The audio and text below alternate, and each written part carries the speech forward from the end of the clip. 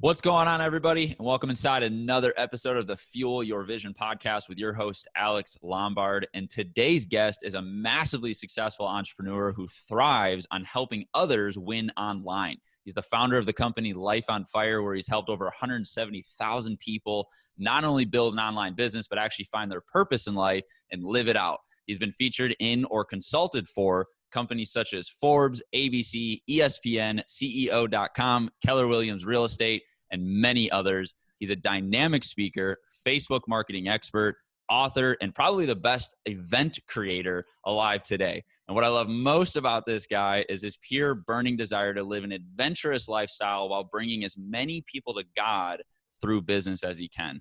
Welcome to the show, Mr. Nick Unsworth.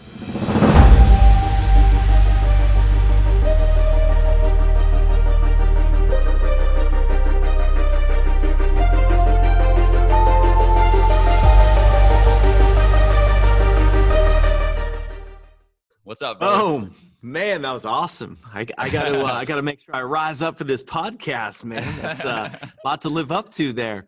But dude, I'm super excited to be here, man. I'm fired up. I love your mission and heart, and I can't imagine a better podcast to be on. So I appreciate that, dude. I appreciate that. Yeah. Thanks for jumping on. I'm super stoked to have you. You we were talking a little bit before we started here. You just fit the bill perfectly, man. The purpose of the show is really just to find those high level players in life that are crushing it, doing their thing, living adventurous lifestyles, creating their life the way that they see fit and that they want. And they're doing it all through, providing for others and just building the kingdom, man. And, spreading God's love. And I just think it's so cool what you and, everything you got going on in your family and you guys are doing. So appreciate you for being on. Super stoked to have you. Where I'd love to start this thing, dude, is having you kind of go through your journey, man. I'd love for you to just share your story, whatever you want to talk about.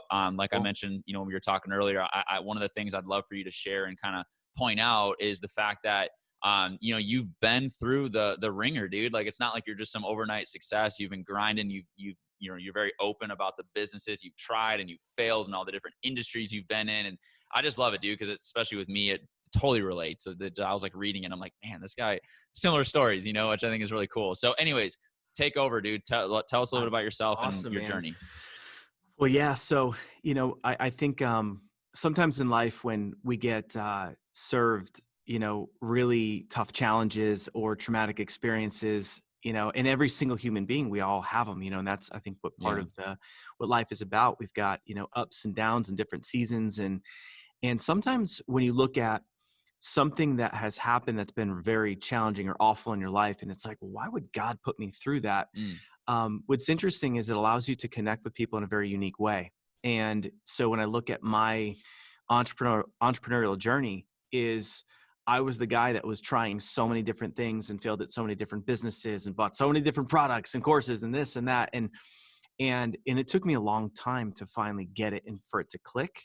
And, once that happened, I realized that my life purpose, my soul's purpose, is to help other people, get clear on what their vision, their dream is, their God-given assignment, and then to help them do it a lot faster. So I'll break it down from the beginning. And the first thing is if I go way back, to my experience as a kid.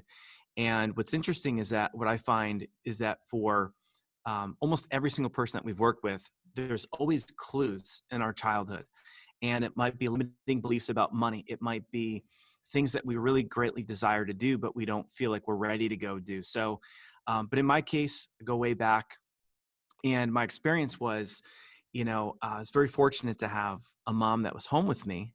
And she would always speak life over me. She would always say, you can do anything you put your mind to, like nothing's impossible. And so she just gave like this unbelievable sense of like belief that I had. And then on the other side, I had my father, who's literally the hardest working man I've ever met or experienced in my life.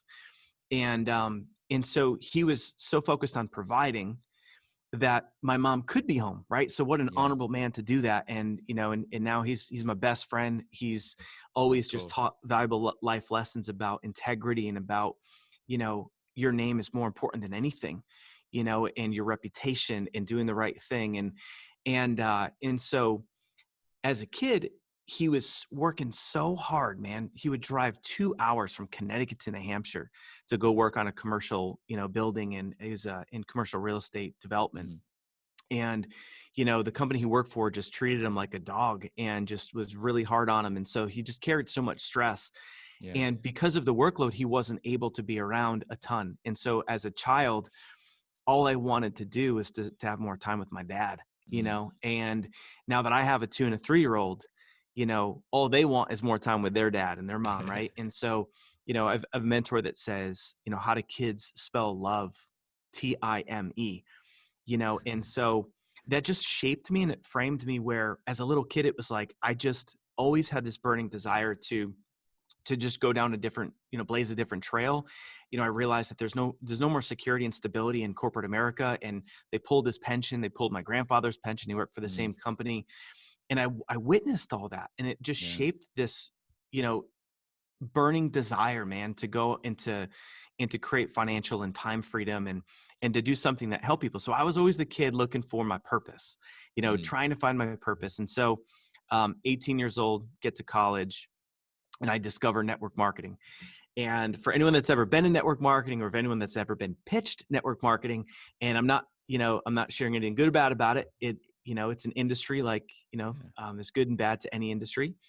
But when I found this, Alex, dude, I thought I found like this holy grail. Yeah. Oh, yeah. And I'm like, wait, you're telling me I go get 3 people, and then they go get 3 people, and then they go get 3 people, and I build up a residual income and I can retire in 5 years? Is that what you're saying?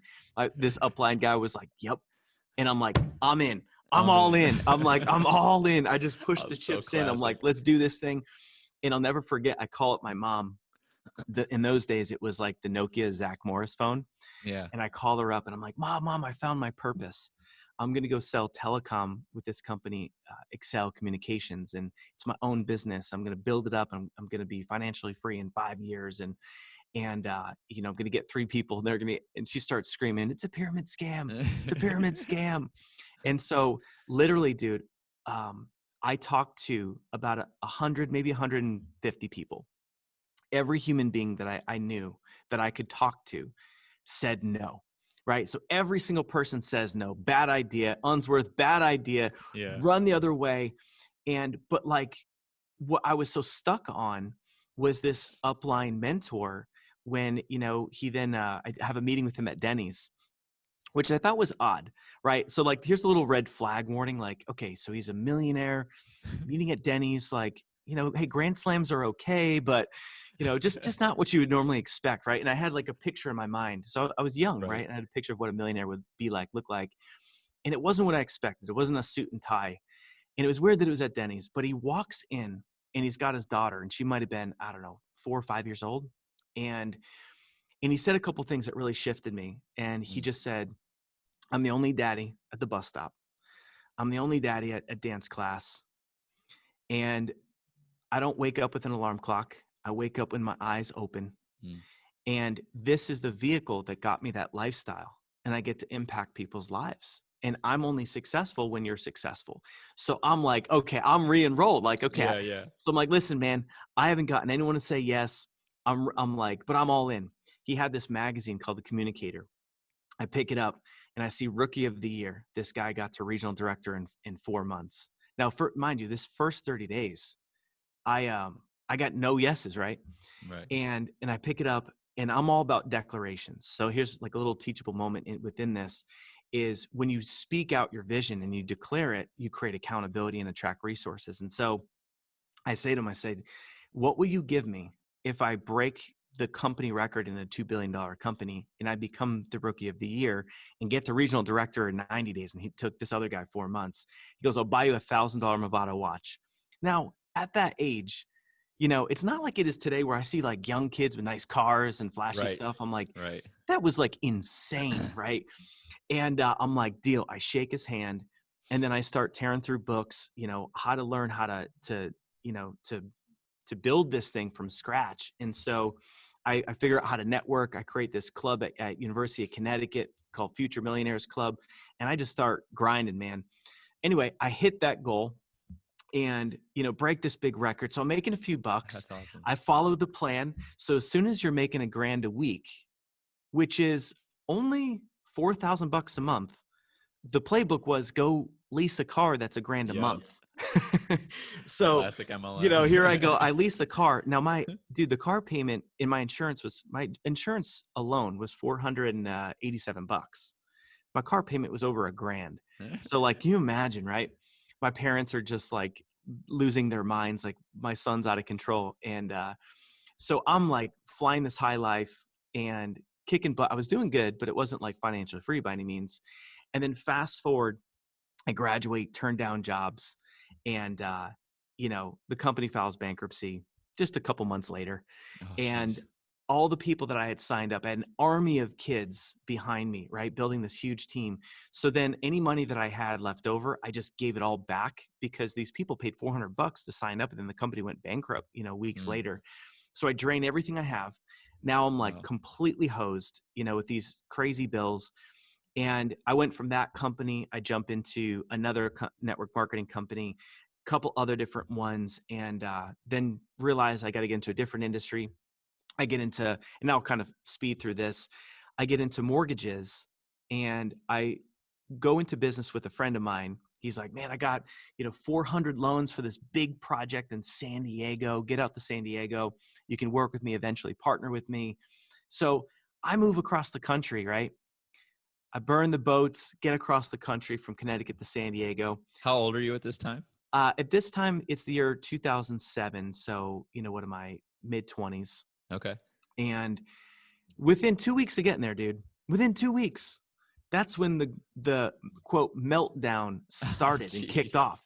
So I get there, and in 2 weeks, all of a sudden, I was supposed to do 150 loans and make like $500,000. And then all of a sudden, the rug gets pulled out. All of the big investors on this project pull out, and now we're like just scratching and clawing to like just get these people any loans. Now the rates Yeah. have doubled. I'm calling people and I'm like, hi, Dr. Shoemaker. Your rate that was 6.5%, it's now 12%. You need another Oh, 100,000 jeez. down. I mean, it was just miserable. And so I like hardly make anything on it. I end up getting back to Connecticut, get into real estate. It's the worst economy I've ever personally lived through, the Great Recession. And I'm just refusing to give up on the dream. And so I'm buying courses, I'm figuring things out, start dabbling with some online marketing stuff, and nothing's working. So Yeah. fast forward 11 business failures. Now, I hit this point where I was 28 years old and I had just failed at my most recent company. And so it was 11 in total. And I've tried so many different things. And Mm. at this point now, I've got some health issues. I've got the doctors are worried that I was going to have a heart attack. So I had to have to Oh, jeez. wear a mobile EKG unit that was attached to my belt, all those little suction cups on my chest to monitor my heart every single day. Wow. And, they prescribed me Lipitor at 28. I had to take blood thinners every single day because they thought I was going to have a heart attack because I was so stressed out Yeah. because I Wow. had all this debt. I was unemployable because there was no unemployment. There was no, how am I going to go get a job and explain like this 11 failures as an entrepreneur, right? So I was just in a really bad spot. I mean, things got really tough. I had suicidal moments. Wow. My health was in a bad shape. I was drinking a lot and I was just trying to numb the pain. And so my mother she just knew, as a mother does, right? She just Hmm. knew her son was just going through the ringer. And she gives me a book and she just writes in, I believe in you. And that book was called The Secret. And so it's kind of interesting, some people love it. Some people knock it and call it like universal stuff. Sure. At the end of the day, I didn't know what I didn't know, but the book was about your thoughts. And it was Yeah. about, we're the only species that gets to control our thoughts. And so by that, we get to control our destiny. And in it, there's a bunch of Bible verses. So that book actually inspired me to get into my faith. And Oh, I grew up wow. Catholic, but I was so far from God Sure. that I get this book and I say, you know what? Like, I can't give up. I don't have any other options. Mm. The only thing I can do is just believe that if I can shift my thinking, if I can stop stressing about all the debt, if I can stop stressing about what I don't have, and I just put my intention on my vision, that's going to be a better situation. And for every single person listening, it's so easy to focus on the debt. It's so easy to worry about all the stuff that we don't have. Yeah. But what will bring you out of it is a clear vision. And so that's when I'm getting goosebumps thinking about it, Dude, man. I Like, got goosebumps too, bro. yeah, Seriously, dude, I actually did. That was everything crazy. without vision, people what? You know, it's like we have to have vision. And so all I do is I write out what my life will look like. My childhood dream was to sell a company before I turned 30. So, here I am, 28 years old, and I write a letter to myself. And the letter is written in the context of, as I'm wake up on my 30th birthday, the letter is written of what that day, of what it's like. So it's written like, hey brother, I can't believe what happened in the last 2 years, waking up and seeing the sound, or, seeing the sight of the waves and the sound of the ocean, and to see that from your balcony. You moved to San Diego. Everyone was against you. The world was against you. You rose up and you did it. You built and sold a company in 2 years. You achieved your childhood dream. So I write this whole thing out, right? And it's as if it's already happened. And so this letter, I didn't realize this at the time, but it's actually a strategy Tony Robbins uses. It's a strategy for visualization Olympic athletes use, and Navy SEALs. And what happens is, for anyone that does that, right? And I encourage everyone to go do that, write out what your vision is. And you don't even need to know the how. I had no clue what my business would be. I had no clue how I would sell something, right? But I would read this thing every single day. So when I would wake up discouraged, I would read that letter. When I would, have an idea and then it didn't work, like I would read that letter. So every day that this would just keep my mind in one space, in one focused path of my vision. Yeah. Now I took it a step further and I said, all right, this is my last shot. So I'm going to burn the boats. And, back to the old story where Cortez gets to the Yucatan Peninsula and it's like, Captain, we're outnumbered 100-1. And he just looks at all his men and he lights the dang boats on fire and says, there's only one option, guys. We're either all dead or we're going to go win this thing. And so that's what I did. I lit my boats on fire by deciding that I was going to publicly declare that I was going to accomplish this goal.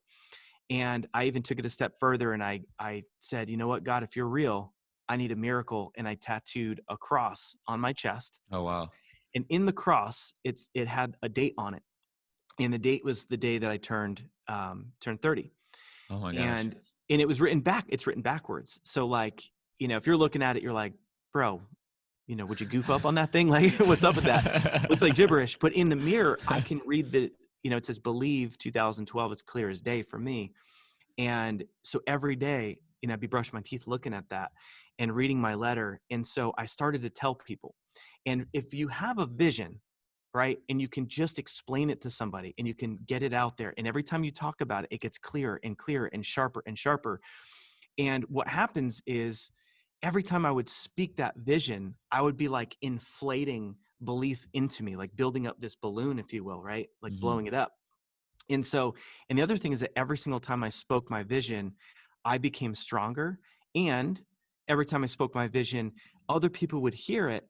And some people would say, oh my gosh, you've got to go do this. Or it actually attracts resources when you make a declaration. Yeah. Now, a vision without a date and a deadline is just a wish, a dream, and a hope, right? So I put a deadline to it.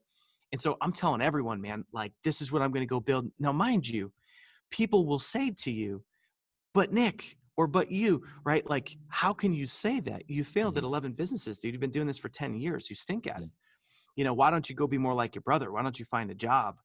And that's where, we've got to just stand our ground and allow that to fuel us. Because if we listen, and even people that love you are going to try and steal your dreams because they're trying to protect you. It's not that they don't care about you. They're trying to protect you from getting hurt. And so they want you to stay safe. And if you're on this podcast, if you're listening to me and to Alex right now, that you're somebody that's not willing to play it safe. You're not looking for mediocre. You're not looking for average. You're looking to do something big and get on God's assignment for your life. And so I keep speaking it. And then here's what happens. People came back. It was about maybe 6 or so people. And they said, dude, if you're going to sell a business, you got to go hire this guy, Eben. He's got this thing called a Mastermind, which was brand new, right? So this is 2010. And he can help you. That's what he does. He builds and sells companies. So I look at that and I'm like, okay, I watched this sales video of him. Now, mind you, I've spent a bunch of money on things and nothing's ever panned out. Sure. And if I looked at that and said, yeah, I've tried that before and nothing worked, then I wouldn't be here. Mm. Versus I looked at it and said, you know what? I've got to trust my gut. I've got, if I keep doing the same thing over and over, expecting a different result, I'm insane. So I need help. And the problem was it was $5,000. Now Oh, I didn't have money. I didn't have, how am I going to eat next month, pay my rent, all that kind of stuff. yeah. And Tony Robbins says it best. It's not about your resources. It's about your ability to become resourceful. And my superpower is I'm the guy that just won't quit. My superpower is I'm the guy that looks at a challenge and says, there's got to be a way, and we all get to do that. So I borrow money, and I end up getting there. I'm so broke that I'm at this mastermind. I've never experienced this before. And people would go to lunch, right, at the hotel.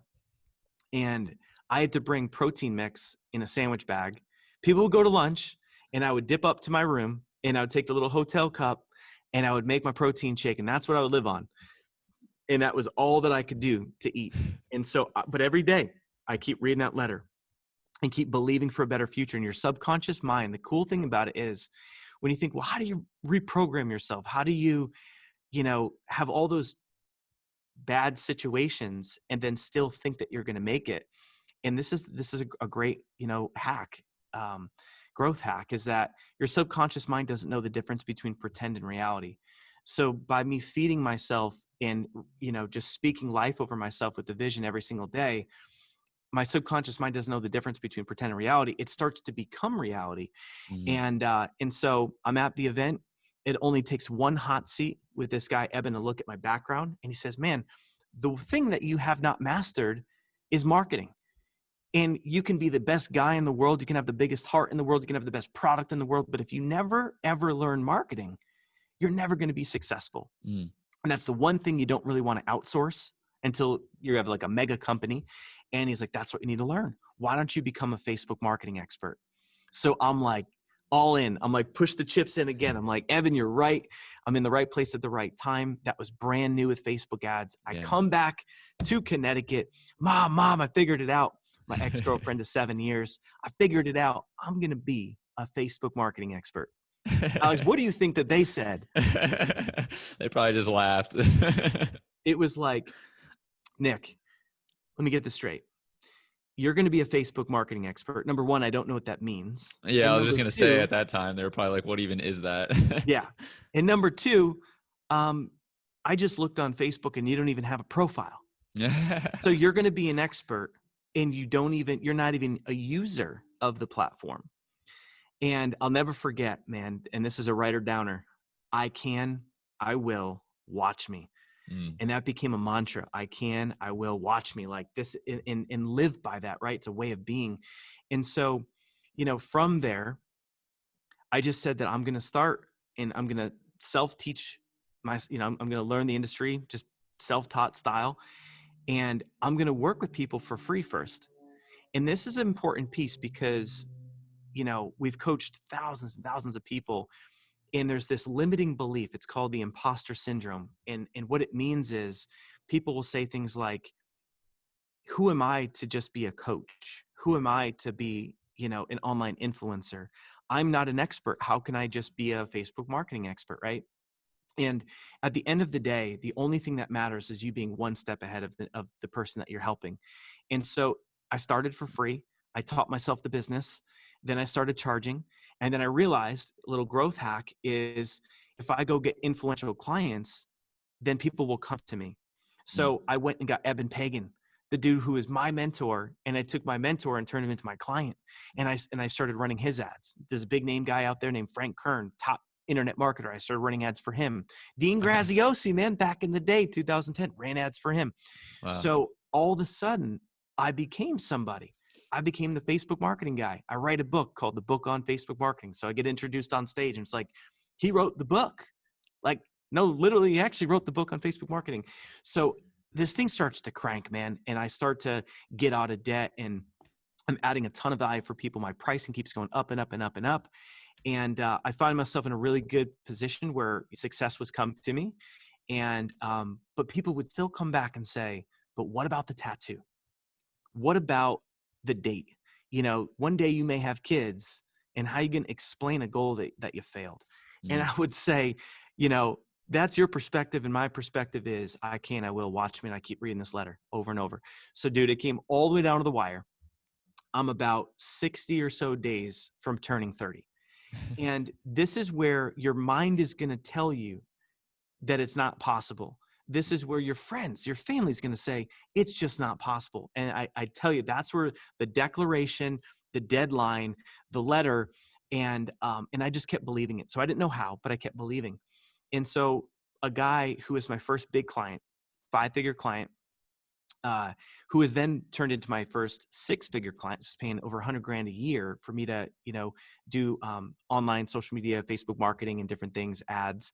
So he goes out, has a big project, and just raised $36 million for the insurance industry.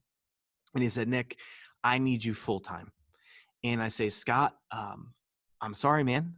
I mean, I love that we've got this big contract, but I can't do any more because I have all these other clients and I just don't have the bandwidth. And then he said the magic words, well, why don't I just buy your business? Dude, I literally fell to my knees and I just started crying, dude. I just started crying. It was like, I could not believe that it was someone that I knew. I could not believe. Can you guess where I met this guy?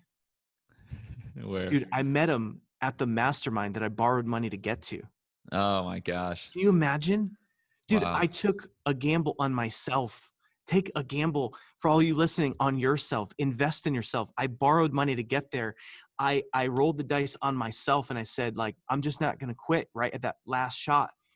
And this dude I met at that mastermind, right? And so now at that point, he knew I had a tattoo on my chest. He may not have made that offer for me if he didn't know that, because it was public. Like, and I like had it in my bio and my page, and I'm like, I'll keep believing for it. But dude, if I buried that and I didn't tell anybody about it, I can almost assure you that would not have happened. And so that's like when someone has a big vision, you have to tell people. That's how you get people to get behind you. That's how you start a movement. You cannot stay small and keep that thing buried. And I get it. It's scary to share your vision. But if your vision doesn't scare the daylights out of you, it's probably too small. It's probably not God's vision. It's probably your vision, right? And so now I'm like, okay, we got to close before I turn 30. So this guy was such a baller. His mergers and acquisitions team, they did the merger between Best Buy and Geek Squad. And then this team, this M&A deal team, went against me. And I'm so out of my league. They totally beat me up in the negotiations. But at the end of the day, I sell the company. People say things like, you can't have a personal brand and sell it. Yes, you can. My whole company revolved around me. I actually was able to license my brand to them. They bought me. They acquired me. They, all my IP, different things I'd done. I built some software and stuff too. So here I go making, quite a bit, a good chunk of change. And what I never realized is that, number one, is that my whole dream was to build and sell a company. Now, I've always thought that was the American dream. Reading books and studying entrepreneurship, like that always seemed like a dream, right? The problem is, what I never realized is that when you sell a company, you have to do an earnout. Then I was basically their employee. It was for 2 years. The money that I was making came in chunks over the 2 years monthly. So after a year of this, now mind you, I moved to San Diego. I got the place on the water, man. I did all this stuff in my letter. So here I find myself in San Diego, don't know anybody. I've got this sweet pad on the water. I'm drinking a beer on my balcony, looking at the ocean. But the problem was, I didn't put love in my letter. I didn't put relationships in my letter. I didn't put anything about my health in my letter. So dude, okay, great. I made a few bucks. I don't expect anyone to feel bad for me. I made a few bucks, but that's not what life is about, right? So now I found myself basically having a glorified job. Their office was in Minnesota. I'm flying there almost every single week. So I don't even get to enjoy San Diego. I've got no life, no friends, and I'm working like a dog.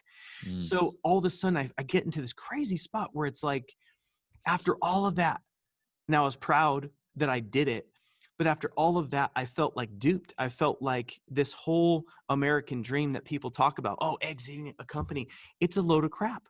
Why would you spend your life building something to sell? And I realized I want my life to be a legacy. I want my life to have purpose. I want my life to be something that I would never want to sell. I want to do something that's so good and help so many people. You couldn't pay me $1 billion to sell, because it's a movement, it's a legacy, right? And so I have that awakening moment.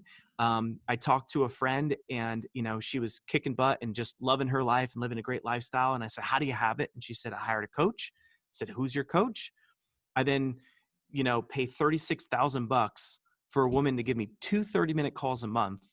And she sits me down, and it's the same process. And I want to share it because for everybody, it's a very similar process. She went through my story, and then she said, "What's your stance?" And my stance had changed. My stance as a Facebook marketing guy was, I want to help local businesses get a return on their investment on their marketing, not lose money. Now, my stance now, after I sold it, was I want to do something that I love, that lights me up, that helps people. I want to build my legacy now. My stance was I want to enjoy the journey, not just wait for like when I retire, wait for when I sell a company. Like Mm, I want to live life now and help other entrepreneurs live their lives now. Because I don't know about you, Alex, man, but a lot of entrepreneurs, they get excited, they start building, and oftentimes their lifestyle is worse than when they had a mm, job.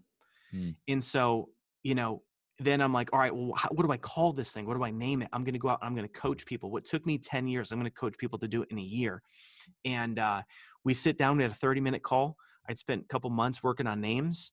And in that call, I said, this name has to be so cool that you would tattoo it on your butt. I say it to the coach. And, we're going through all these names. She said, Life Tribe. I'm like, I like it, but would you tattoo it? She's like, nah. And she goes, what about Life on Fire? Man, all of a sudden I'm like, that's it, Life on Fire. And, and so then I realized that domain had already been taken. And then I reached out to the woman that was able to, acquire the name and start building it. And so ever since then, my whole life mission and purpose is to help other people live theirs. And, I always say that my legacy is building yours. And so what took me 10 years, I now help people do it in a year. Failed through so many different things that it was actually a blessing, because I can relate to people. I can help people get up, and get moving fast. And so we leverage all that marketing expertise to help people get clear in your God-given assignment, your purpose, build a business around it, and a good lifestyle. And we say it's health, wealth, love, and faith. Very important, not just one prong, not just make money, but all 4 embers to a life on fire. And so that happened 7 years ago, man, and been building ever since. And, like any business and like any life, ups and downs, ebbs and flows, but, it's been amazing, man. And I wouldn't trade it for anything. So. Dude, freaking awesome. I appreciate you for sharing that, man. I love it, dude. I think, you nailed it when you said, being relatable, and I think that's one of the biggest things that I find just hearing your story is it is relatable. It's like, it's hard to, and especially in today's world, you see these 18-year-old kids that are all of a sudden multimillionaires from whatever thing online. They're driving Lambos. And it's like, you see that and you're like, man, like, that's just so crazy. It's so out of my realm. You know what I mean? Like for anyone, especially just starting out, it's like that. And especially if you're a little bit older too, and you see these younger kids doing that stuff. But with your story, man, I love it because of the fact that, you did fail all those times and you went into debt and, you started this and then you started that. And then, you publicly declared it and then it didn't work and then you did it again and then it worked. And it's like, I just think it's so cool, dude. And it's powerful, man. It is so freaking powerful because I think that's something that we get away from in today's world, especially with, social media and stuff is, everyone's always showing their highlights, right? They're always showing the successes, and it's, again, it's not relatable because the reality is that no one just skyrockets in anything. You got to go through the ringer, you got to fail, you got to learn, you got to overcome. And even if you grow dramatically in one aspect, like you said, maybe you make a lot of money, but then your health fails and declines or your relationships go down, and so learning how to, build up all those different, areas, you kind of said it, but I also have like my like prongs as well, like your mental, physical, spiritual relationships, your social, and then your business and finances.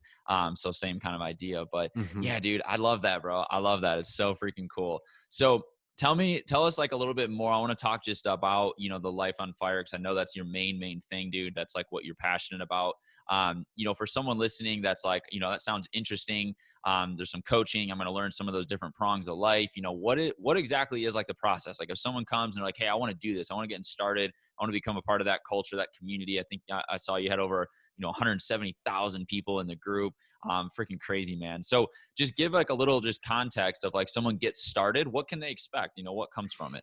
Yeah. So, we believe in giving first, and that's how we train our clients too. It's like we want to lead with value, give first. And so our initial step with us is, we have some, content, and that's of course free. And that's a great place to learn and be inspired.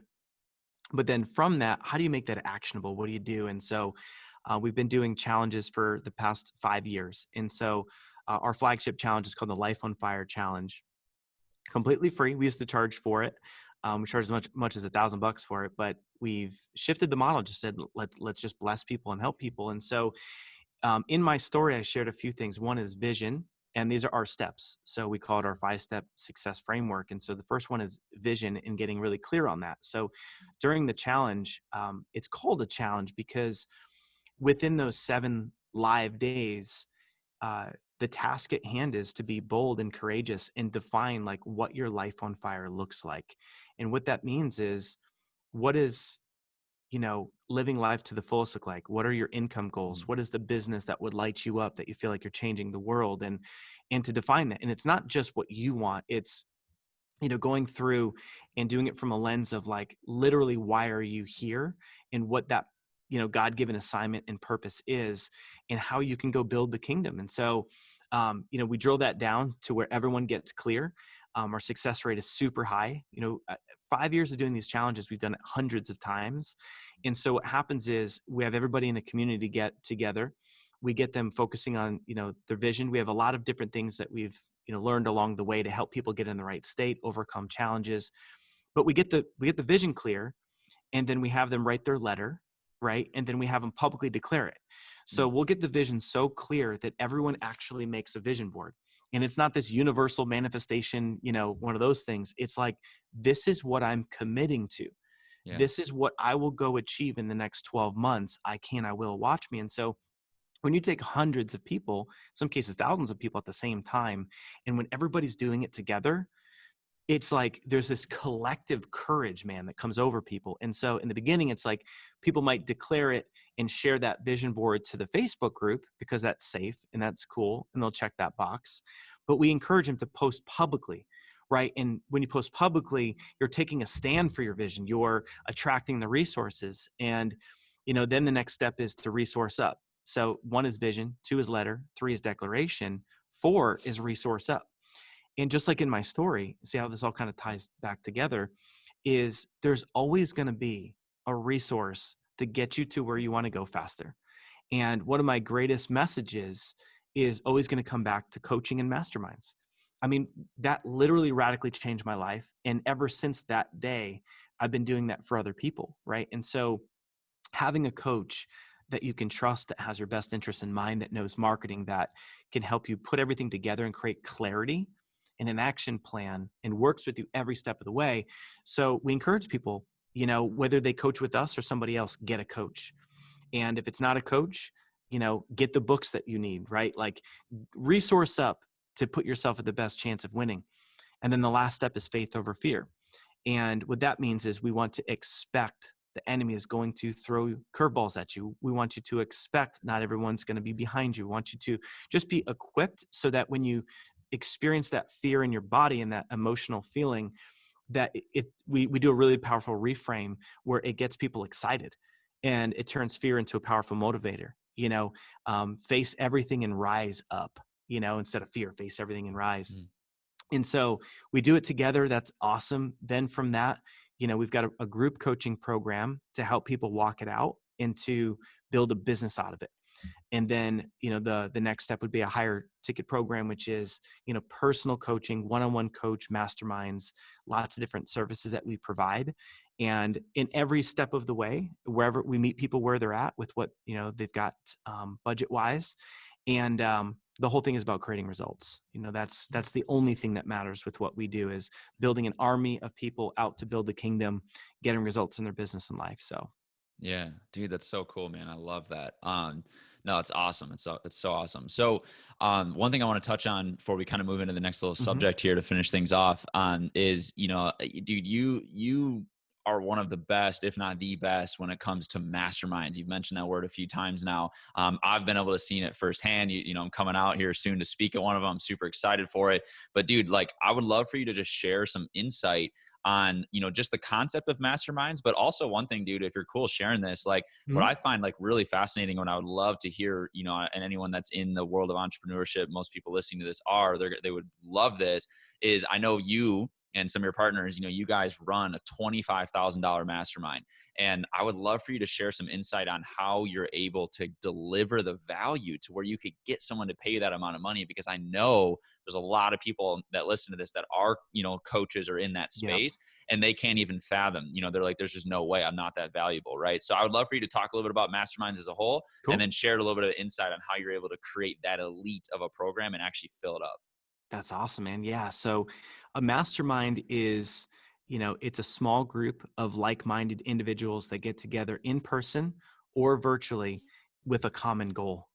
So in our context as entrepreneurs, the common goal is to share resources together, to share a collective wisdom together, pass referrals, right? Be head on a swivel. And there's a culture that we build in it. Some people have a mastermind, It's like, and what you'll experience, Alex, in this week at our mansion mastermind is everyone in the room will have paid $25,000, except for Alex, the speaker. He's the boss. He gets to come in and speak, right? But like everyone there they've made a big investment. They are very committed to their vision. You don't make an investment like that unless you're really committed. And so, Mhm. what my wife Megan and I have been really good at is building a culture of people working together, building a culture of passing referrals, everyone to know what each other's vision is and to know what a good referral looks like. So that it's like having a team. And I don't see a lot of people doing this with masterminds. They more do like these events and things, but it's like we build a whole culture so Mm. that the group as a whole represents a massive value proposition. Because if you've got 50 people in there and you've got 50 relationships, you've got 49 other people with a head on a swivel to help you. So Yeah. that's crazy in and of itself. Then it's about connections. It's about who people know. Hey, building a virtual summit, would you speak on it? Hey, I want to get on a podcast. Oh my gosh, I know Alex, right? So there's so much growth. A shortcut is definitely having connections. And I think we'd all agree that, when we're kids, it's like, well, how do I get into, whether it's a school, whether it's athletics, having connections has always been a shortcut. So that's something that, I spend a lot of money investing in masterminds so that I have quote connections so I can help our people out. Mm. Hey, we've helped people get, book Gary Vaynerchuk, in our mastermind, book Damon John, because I've done business with them. So there's that piece is one, of the value propositions of a mastermind. But what makes ours stand out so much is for 7 years, my wife and I, you know, we've been coaching and doing these masterminds. And so it does it a disservice to only call it a mastermind. So we say it's a mastermind, it's coaching. So that's time with me personally. It's time with my wife. It's, one-on-one coaching calls with our team. And then in addition to that, we've got hot seats and different things that we do. So to me, the hands-on coaching is something that it makes the business harder for us to operate. It's a lot of work, but it's worth it because part of what my stance is to get our clients results. Mm. And, so many people run these things and they don't have coaching. So many quote gurus, sell stuff and have masterminds, but they don't do coaching. Why is that? Why is it that so few people are willing to roll up their sleeves and do the coaching? Is because it's work. It's a lot of work. Mm. But you know what? At the end of the day, if we remove it, then we're going to remove a lot of the results of this thing. And if we remove that, I'm no longer feel right taking someone's investment to get them the result that we're promising. Yeah. And so to me, it's essential. To me, it's a non-negotiable. And so many peers are like, when are you going to get rid of coaching, and make more profit? And it's like, dude, that's not my heart, man. Yeah. I'm going to go to bat. I'm going to equip our clients. We're going to do the things that most other people aren't going to do because there's a reality that it's essential to get the results. Now, if you have a group of everyone in the room is a millionaire and they're there to network, that's a totally different ballgame. But Sure. very, very few people can pull that thing off. So what we do is it's a mastermind, it's one-on-one coaching, And then we have breakthrough events. So I set out on a mission a few years ago to create, the world's best personal development event truly in the world. And obviously there's mega names out there and brands that have done awesome personal development events. What we've done is we've created a breakthrough event that has Christian values. And so sometimes, believers sometimes are concerned about, quote, personal development. And so, all of our exercises line up with the Word of God. We've done it in a secular fashion too, so people don't feel uncomfortable, like, oh, this is only for Christians. And but everything roots back to biblical principles. And so I believe it's called abundance. And we break through what's holding people back, because we need vision to see what we want to go get. But dude, we need vision to see our blind spots, to get and break free from strongholds, right? We need to break free from generational curses. We need to break free from patterns from the past. And if we don't do that, then what happens? I think of it like someone running through life. Like if you've ever pictured like a track star, I wasn't one, but if I can picture one, or you can picture one, a track star running with those parachutes attached to their back. And no wonder why business is hard, why there's so much friction.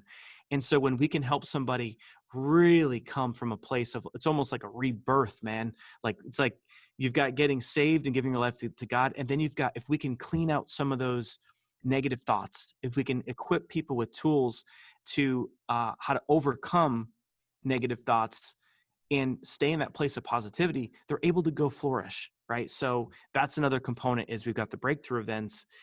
And at the end of the day, the reason why we can charge $25,000 is because we have proof. So it didn't start that way. I started at $500 a month. I coached 65 people, a month at $500 a month. And I made a commitment that I want to be the best coach in the world. And I just did tons of coaching. My wife is in the same boat. We're both trained in so many different designations and different, modalities. And you just start with where you're at. And then you build up and let your proof and let your success stories get to a place where if someone invests $25K, you and they know that they can 10X that investment. And that's how we price things, is we always want to have a 10X return. It doesn't mean that every person does it.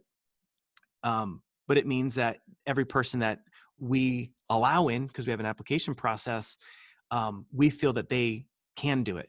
Now they have to meet us, and they got to work their butt off with us.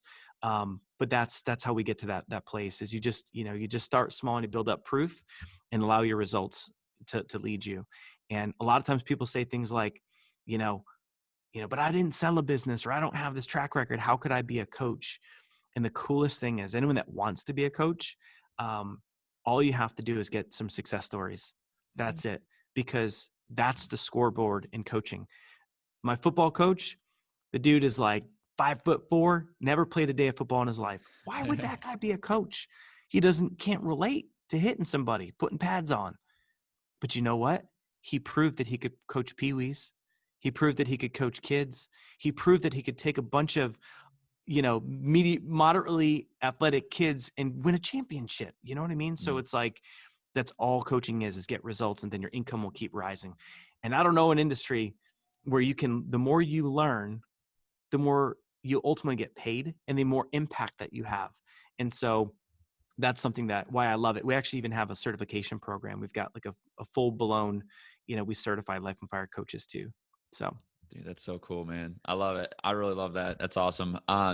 Dude, the last kind of like segment here that I want to talk about with you, and you shared a lot already, which is really, really cool. But just the aspect of faith, man. I know, when you and I met, that was one of the things that we really clicked on, is, both just being really just hardcore Christians out there living life, the best that we can, and trying to just spread God's love. And I just think what I find fascinating about you, and also just like encouraging and just so cool, is the fact that you're so good and persistent at incorporating, like you kind of said, biblical principles, which is where all personal development stems from anyways, and God, into your business. And I know, like, I've had a few people on here and we've had that discussion about how there's like this misconception where, like business and making money cannot be associated with God. And there's a lot of people out there that think that way. And it's unfortunate because it's just totally the opposite. You know, God wants you to go out there and be successful. He wants you to go do, you know, the things that you were meant to do and help, you know, a bunch of other people. And the byproduct of doing that is that you make a lot of money, you know, and you and I both know that. But I would love for you to just share some thoughts, man, on, you know, your journey with God, your, you know, your walk in faith, and just like whatever like comes to mind. I would love for just to hear a little bit of your background when it comes to just overall God in your life and in your business. Cool, man. So, you know, growing up Catholic, I always believed in God, but I never liked church. I just never liked all the religious practices. And Sure. me and all my friends, like you know, I remember pretending I was sick to just not have to go, you know, and I'd be hiding under the bed. And so me and just about everyone I knew that I grew up with was in the same boat. We were like, oh gosh, as soon as we, you know, turned 18, we're like, okay, now we don't want to do that.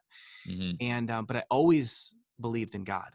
And then when I had that moment where I put the tattoo in my chest, that was you know, like, God, if you're real, like, I need your help. But I still wasn't practicing. I still wasn't in the word. I wasn't going to church. And then, once I sold the business, as I shared in the story, and then, you know, kind of reinvented myself with Life on Fire, I hit this point where it was like, man, I like really love what I'm doing. Like, I feel like I'm, you know, really living like, you know, what I'm supposed to be doing, what I'm called to do. And I would love to, you know, have a partner with me. You know, I'd love to get married and have someone, my soulmate, to do this with me. So I wanted love so bad. I mean, just so bad. And so, you know, I was doing, you know, all kinds of online dating. I mean, I was just like, I hired matchmakers, man. I'm like just trying to find love. And then I had this friend, have this friend, Maria Andros. And so she inspired me so much. She said, "Oh, brother, you know, God's got my husband picked out, and, you know, and he gave me a vision for him." And I'm like, yeah, but you're in your 30s. You're not like worried. Like, you're not even dating. And she's like, because it's in God's hand and I have peace, you know? And I just remember not being able to comprehend that. Right. And meanwhile, I'm like, I have these matchmakers, man, I'm on online dating and all this stuff. And it just was baffling. And then all of a sudden she meets him, and everything that she described to me of the vision that God had for him and for her in her marriage came to pass, and it happened. Wow. And she's like, "We're engaged." I'm like, "You're engaged?" I'm like, "You met him a month ago." Right. You know, Christians, like, they meet the person, they're like, boom, this is it. Let's go. Yeah. And I'm like, I'm like, how's that possible? And so, he came into town, and I'm like, well, I got to meet him. I got to like see this, like, this is unbelievable. And she's like, well, we have a busy schedule. The only time you can hang with us is going to be at church. And I'm like, oh, geez, sandbagging me here. Hadn't been in church in a long time. So I go to church. Now, it's a non-denominational church, worship band. It was kind of a mega church. So there's big, you know, big room. Yeah. And I had never seen anything like it my whole life. I had never seen hands up, never seen, you know, worship like that. And I was super uncomfortable. But what happened was, in worship, the Holy Spirit just came over me. And I saw this guy, Sean, and I saw how he looked at her, and I saw them holding hands in worship and how she looked at him. And it was just undeniable that it was God. And it just mind blowing. And all of a sudden, dude, I don't even know why it was happening. I literally was just uncontrollably weeping. And I'm just weeping. And I don't even know this guy, you know, I'm sitting next to him. And I'm just crying, and like the Holy Spirit was just doing something on the inside. And then the pastor is like this ex-football NFL player, and like his message was unreal. It was awesome. And I felt like I was at like a Tony Robbins event, but it was church. Yeah. And I never seen anything like it. I'm like, how is this real life? You know? And then at the end they do an altar call, and my hand goes up, and it was just like someone pulled a string, and like my arm was a puppet arm, and it just goes up. Had no idea what that even meant. And they're like, go, go, go. I'm like, what do you mean go? They're like, go to the front. I'm like, down there, like in front of thousands of people. They're like, go, go, go. So I go all the way down to the front, you know, and then, you know, the team down there like prays for me, gives me a Bible.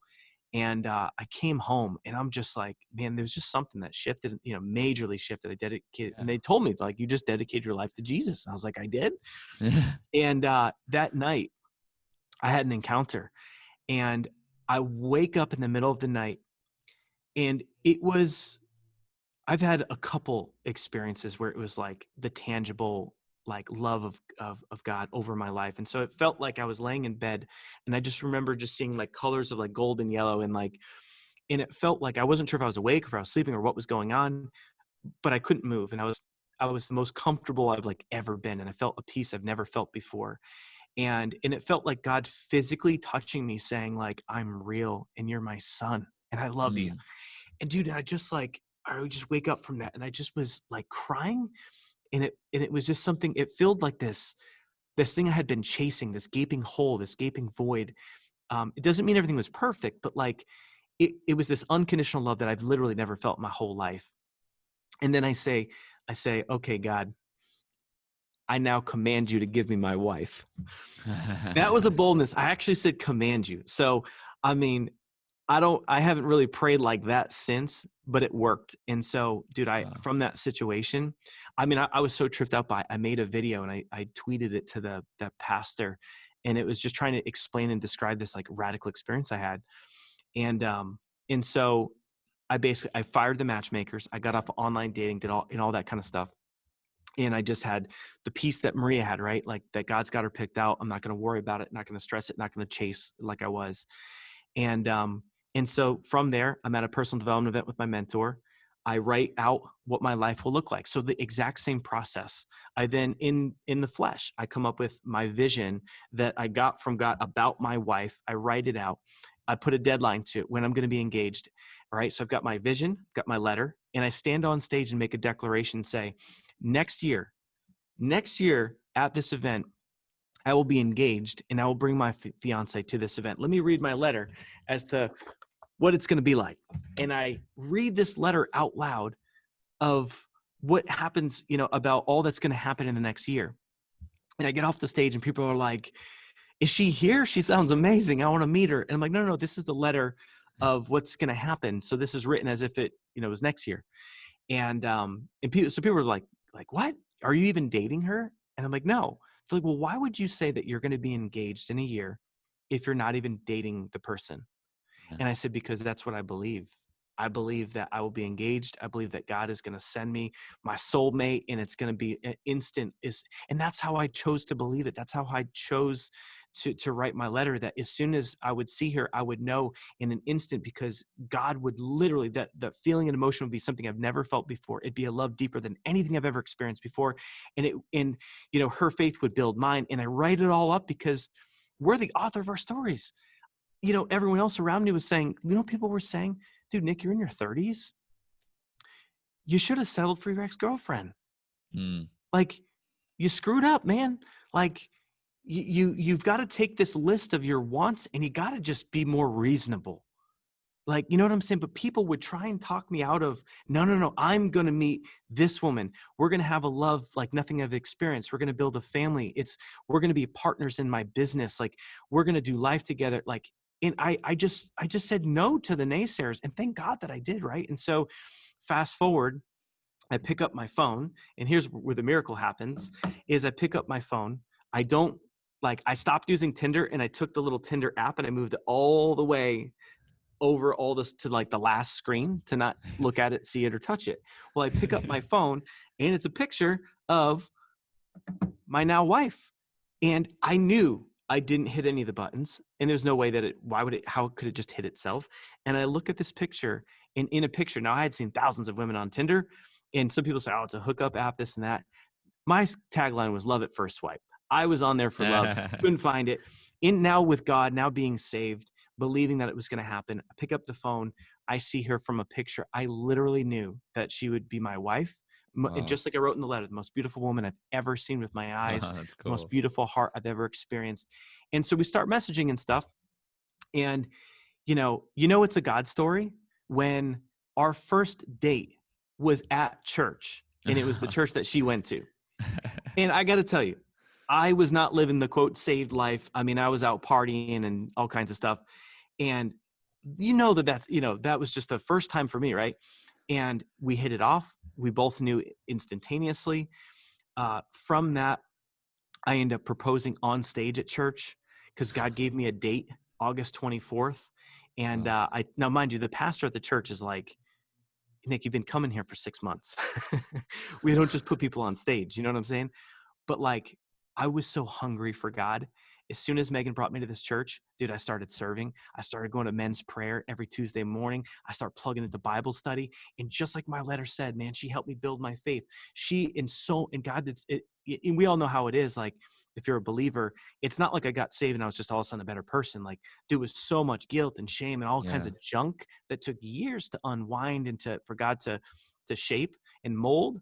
But man, I dove right in, and I tell the pastor, I'm like, dude, I just had a dream that I was going to propose on August 24th on stage. I just invested 25 grand into a mastermind. I just took the money for the ring and just like invested it elsewhere, but I'll find a way. You know what I mean? And like, I knew that was from God. It was a date. And the pastor looks back and he's like, are you kidding me?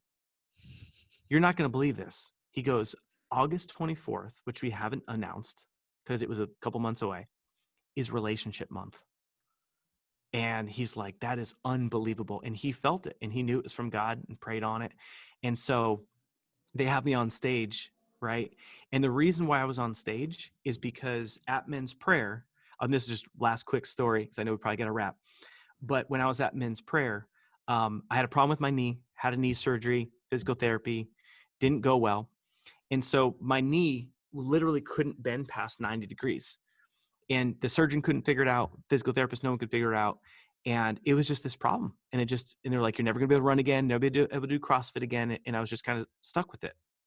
So at men's prayer, this guy stands up and this guy, Jeff Forbes, and this was such a radical experience. He's now a pastor as a result of it.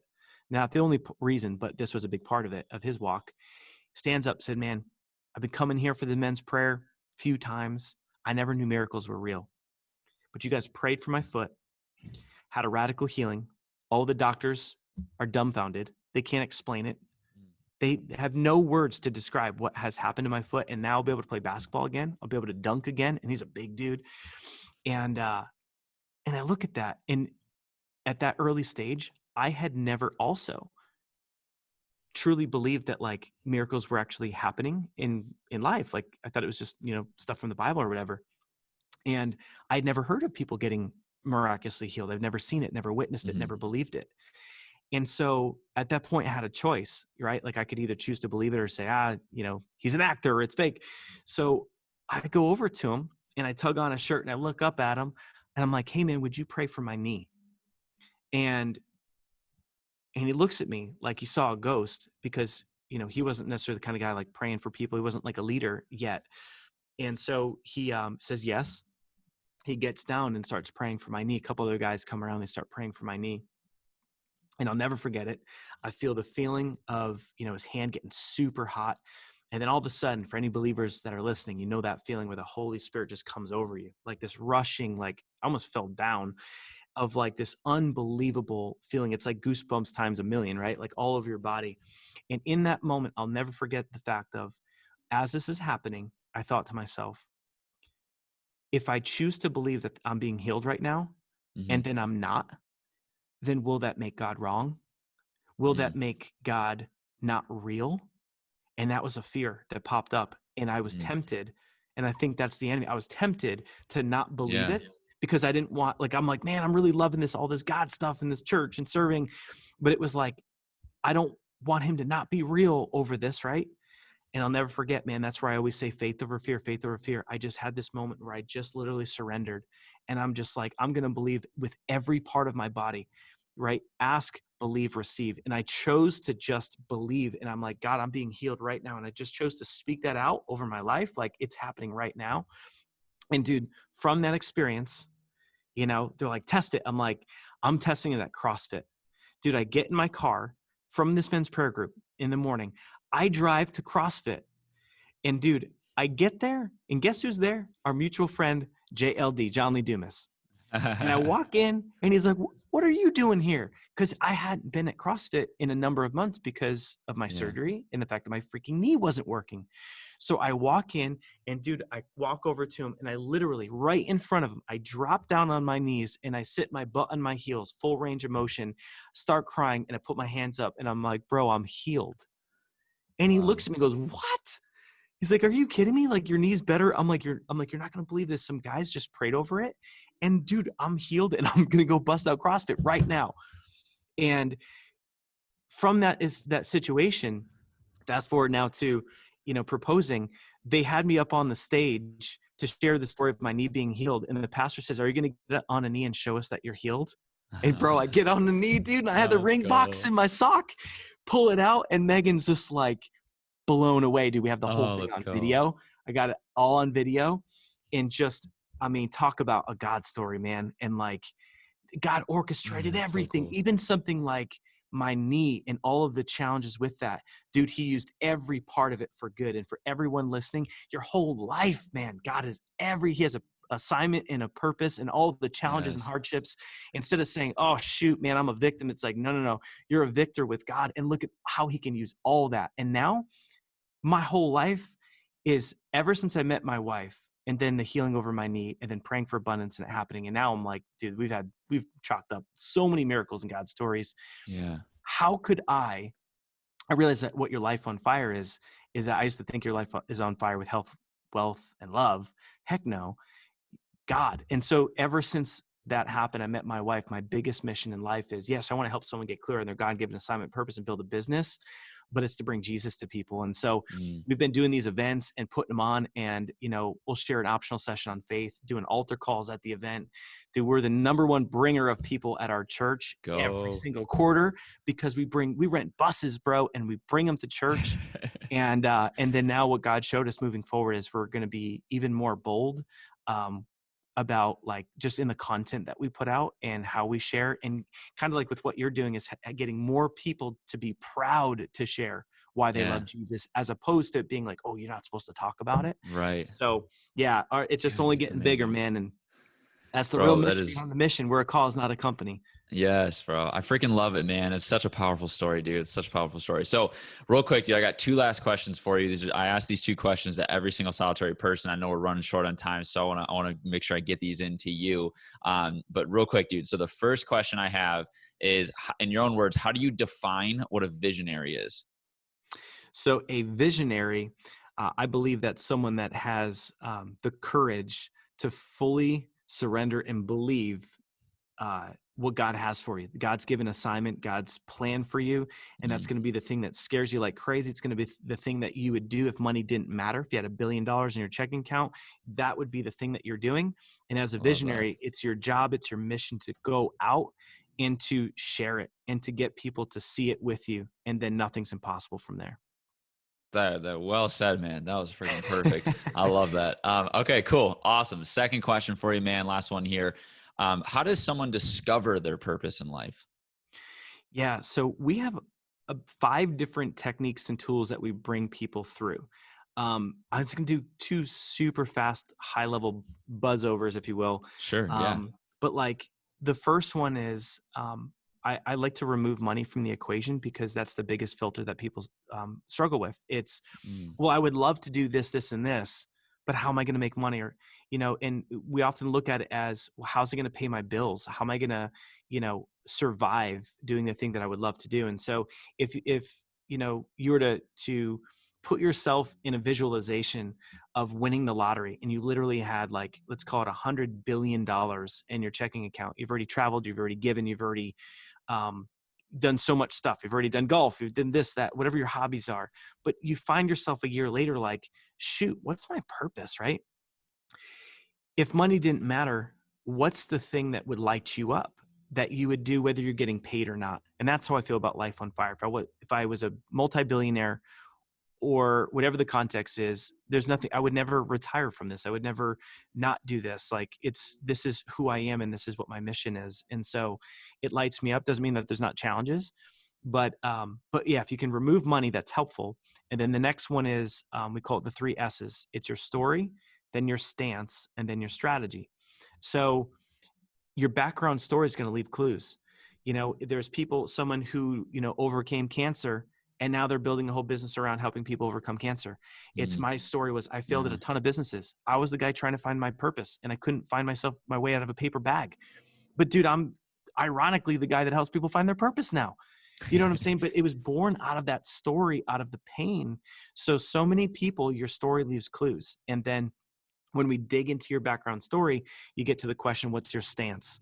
Like literally, what do you stand for? And my greatest stance right now is I stand for Jesus, and I stand for Mm, helping other people get to experience a non-denominational church, to have a relationship, not religion, mm. to get involved and have a relationship with God, and go build a business that you love that will honor him, right? And honor your gifts and talents that you have. So like, that's my stance. So when you get clear on what that stance is, yeah, it will push some people away, and that's okay. And, you know, it will also really activate and attract the right people to you.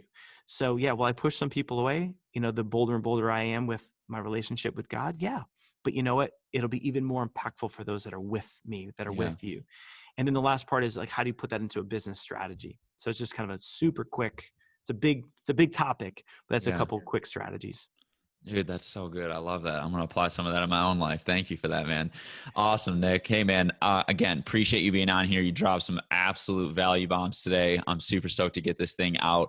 Thanks for just being real, being raw, sharing your story, sharing your faith. It's so good, dude. Where can people find you if they want to connect with you? What's the best way?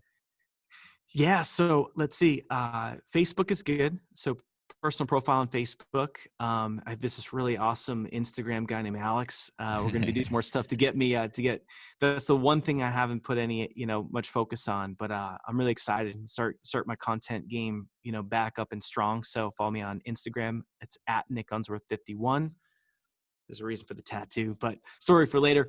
But Next but yeah, time. I'd love to connect on social. And then, we do these free challenges. So, lifeandfirechallenge.com, and that'll keep you posted when the next one is. And it's completely free. We'd love to support everybody, and let's get that God-given assignment clear, and then, help you build a business out of it. So Love it. Love it. We'll link those below. Nick, thanks again, man, for getting on here. For all those listening and watching, make sure you guys like, subscribe, and drop some comments below of your thoughts on today's episode. With that being said, until next time, see you guys.